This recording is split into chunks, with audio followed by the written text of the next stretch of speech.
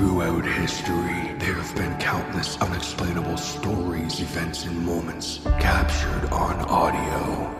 These horrifying tapes were archived, never to be heard again. Until now. These are the tapes of trepidation.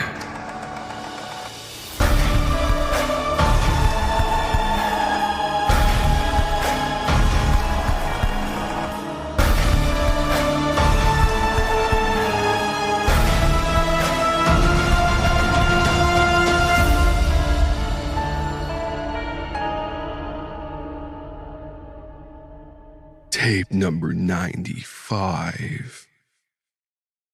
The Throat of God.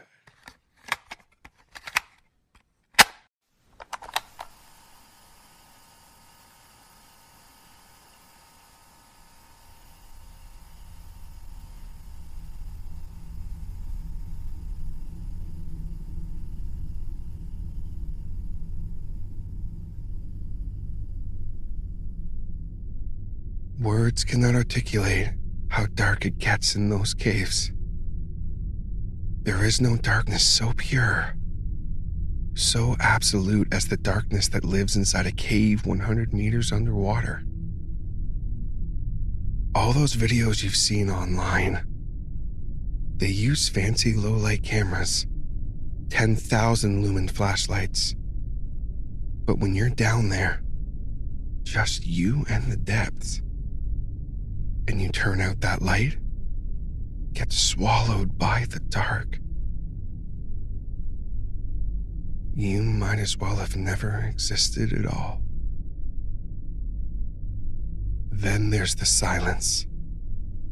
It's otherworldly, unnatural, like floating in the void of space.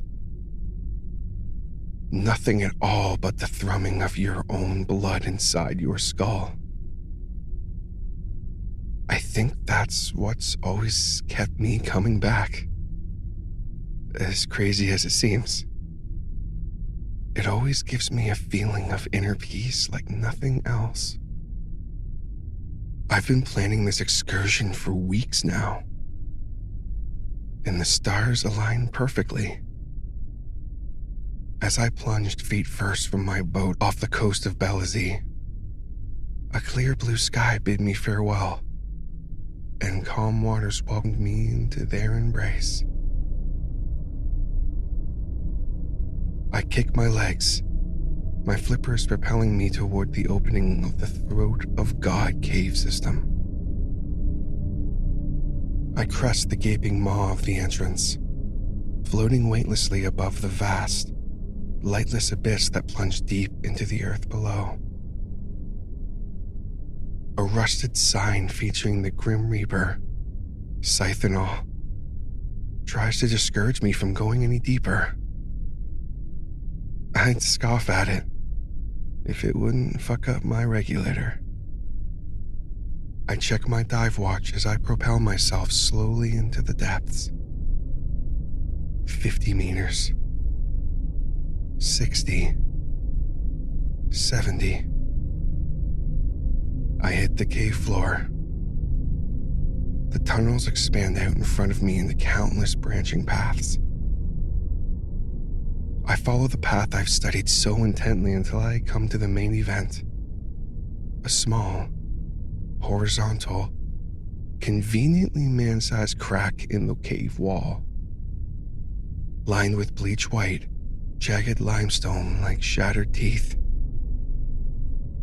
Shit like this is the reason my wife refuses to watch any footage from my excursions. I unclip the oxygen tanks from my sides and push them in front, one after the other. The gap is too narrow for me to carry them through with me, even side-mounted. I breathe circularly through the regulator, making sure I'm calm before I enter the restriction. It'll be the tightest I've ever made it through, but I can't afford to panic. The familiar doubt rises as I hover, my hand resting on top of the restriction. If I lose control of my breathing, I won't have enough air to make it back to the boat. What if I get stuck? My hand tightens around the rock before I put the thought out of my mind and put faith in my ability. After my oxygen tanks come my hands, then the rest of me. The tanks block my view of the other end of the restriction. It should be 3 meters away, give or take. I feel the rough ceiling graze my back. I pull myself along with my right hand and push the tanks along with the other. The seal on my mask fails, and water rushes in. Salt stings my eyes. Breathe in. Breathe out. I apply pressure to the mask and breathe forcefully out through my nose like I've done thousands of times before. The water rushes out, and the seal reforms. Breathe in. Breathe out. Breathe in. Breathe out.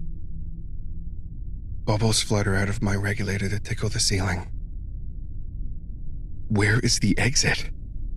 I've been pulling myself along for far too long. Don't panic. I studied the map for weeks. These passages always feel longer when you have to push yourself along inch by inch. The restriction narrows, forcing me to turn my head sideways. I can feel rocks graze each side of my helmet. The wall's millimeters from my face. I keep pulling myself along. In, out, in, out. Something snags on my back, forcing me to an abrupt stop. The tanks drift away, carried by my lost momentum. The hose pulls taut, ripping my regulator from my mouth. I watch as they settle further into the restriction. Don't breathe. My ribs expand, wedged against the walls. I reach for the regulator hose. The water surges as though the cave itself inhales, pulling it deeper into the crack. Why can I not see the exit? Panic threatens to take hold. I hear hot blood pulsing around my eardrums. My lungs burn with pressure. They're not supposed to hold air at this depth. Stay calm.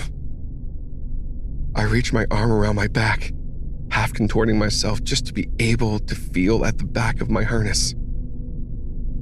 There! My harness's D-ring has caught on a hook-shaped protrusion.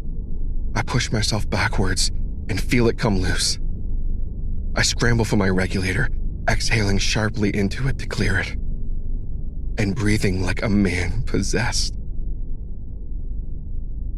The reality of the situation dawns on me. Have I crawled into the wrong tunnel? How? I memorized every detail of my route. I checked my dive watch. I should have just enough oxygen to make it back to the boat if I turn back now. I can always try again. I push myself backwards, dragging my tanks with me. The base of my ribs wedge against the wall. Stuck. I can't panic. If I panic, I'll die here. But I have a chance if I keep my head screwed on. A slim chance. The water surges again, pulling me further into the restriction. I oblige, pulling myself along. My neck aches from being turned to the side. As I proceed, the jagged limestone transitions to something smoother, gently ridged. Pink salicite? It shimmers in the light of my head torch. The protrusions feel like ribs beneath my gloves. I check my dive watch. 100-meter depth with 45 minutes left. My panic made a serious dent in my oxygen supply. I push onwards. I think of my wife. I think of how she begged me to give up this hobby, warning me of the worst. I squeeze my eyes shut and promise myself it won't happen. 25 minutes. 120 meters. My head swims. My tank isn't mixed for this depth. The walls are soft, pink, slick, spongy. It's a biofilm or coral. It's getting hotter. Thermal vents? Yeah, it's gotta be. Don't think. Keep pushing. I can't move my arm to check my watch anymore. Breaths from my regulator rasp like a wounded animal's. I have made my wife a widow.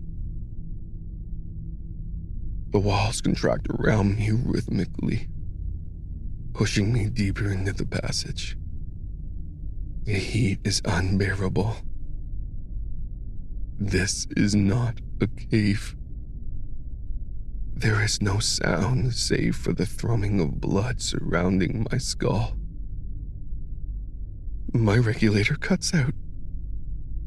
Water begins to fill my lungs. My vision tunnels as I am swallowed by the throat of God.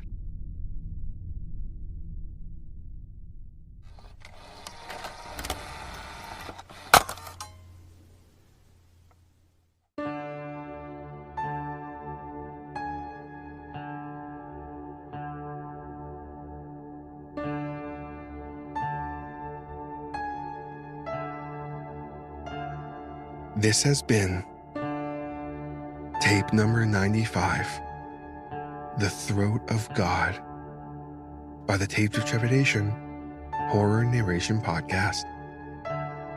The Throat of God was written by Bright Asparagus 438 and it was originally posted on the Scary Stories subreddit.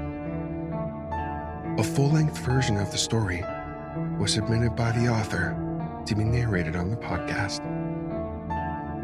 If you enjoyed this story, check out the other works from the author on her Substack. Roisin writes. I'm so sorry for mispronouncing that. You can find the link in the show notes, and you will definitely hear more from her on the podcast. She's a great writer, so go check her out. Narration, production, and sound design for this episode was by me, TJ Hodder. Credits for music and any additional sound design can be found in the show notes. The Tapes of Trepidation theme was written by the incredible J.M. Scherf. All logos, banners, overlays, and graphic design work was provided by the talented Jason Reese from Jaybird Digital Arts. If you have a story you'd like to submit or question regarding the show, please contact us at tapesoftrepidation@gmail.com. Support the show by subscribing and leaving a rating on Spotify, Apple Podcasts, your favorite podcatcher, or like and subscribe on YouTube. Be sure to tell your friends. Word of mouth is extremely helpful to a podcast like this one. And check us out on social media through the link tree in the show notes. We have Facebook, Instagram, and Discord. And if you'd like to support the show a little more, consider joining the Tapes of Trepidation Patreon. With for as little as $5 a month, you can gain access to monthly bonus short stories / micro-pasta narrations, the weekly behind-the-scenes podcast within the archive, and more. So come, join us, and become trapped within the archive. Just like my current patrons. Doozer Pin Dan, Ronan Komori, Patrick Stewart, Madam Strangeways, Dr. Torment, Tori, Queen Cam, and Kai Faden. Thank you all so much for the support. I couldn't do this without you guys. All content used on Tapes of Trepidation is either original, used with permission, was available under Creative Commons by Share-alike license. All rights reserved unless otherwise stated. Licensing information can be found in the show notes. This podcast and its content may not be redistributed or rebroadcast without the express written consent of Tapes of Trepidation and the story's author. Thank you all so much for listening.